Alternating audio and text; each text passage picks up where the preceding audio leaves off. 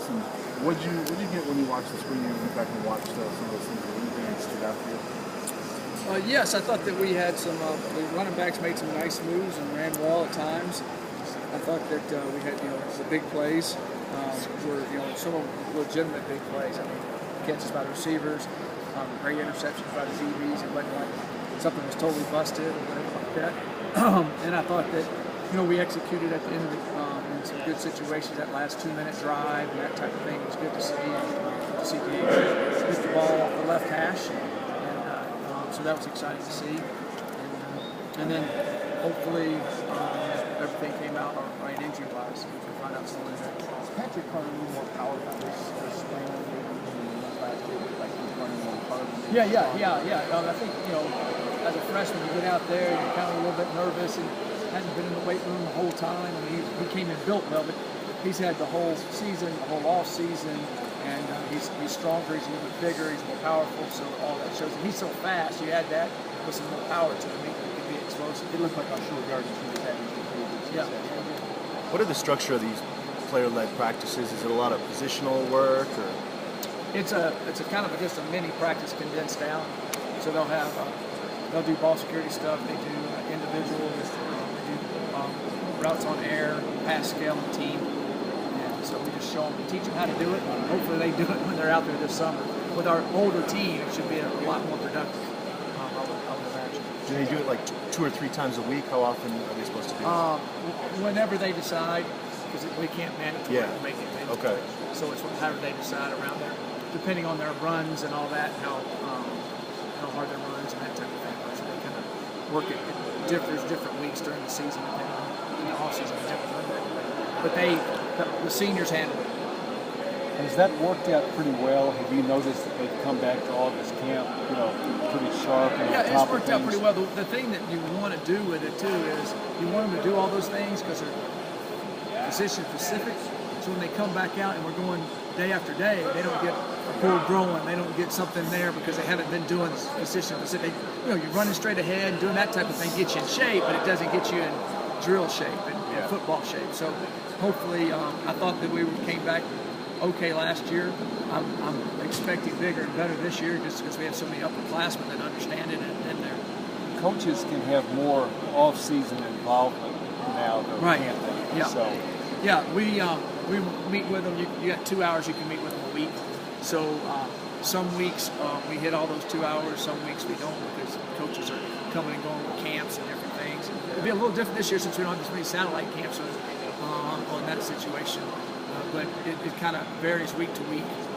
But we'll get all of them in.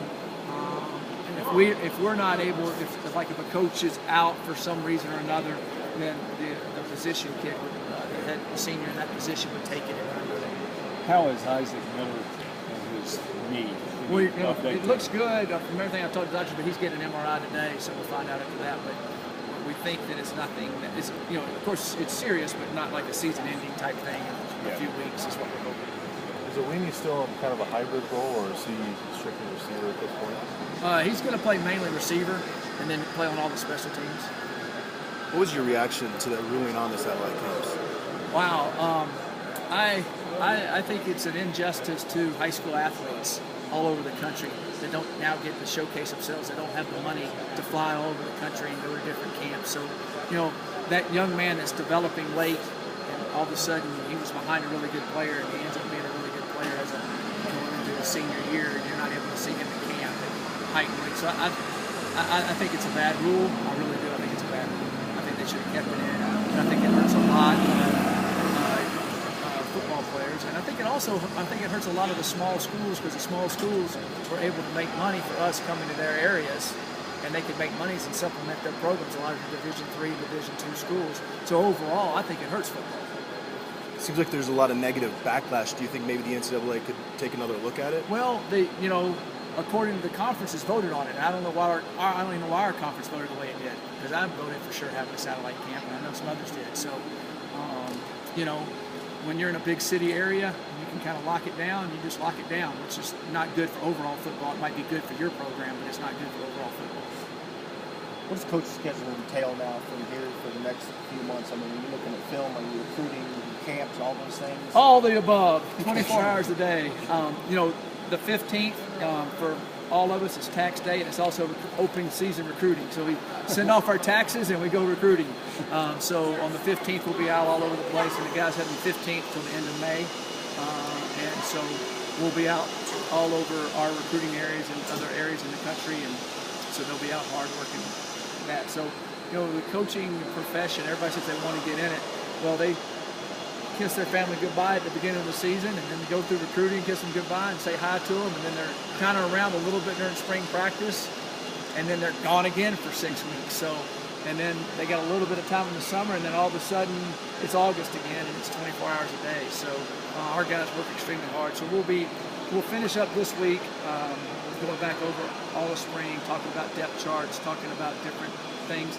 Also, preparing more and more. We've already way ahead on where we already know where we're going everywhere in the spring, and then also about our summer. We've got to sit down this week and revamp our summer a little bit because we had satellite camps all set up.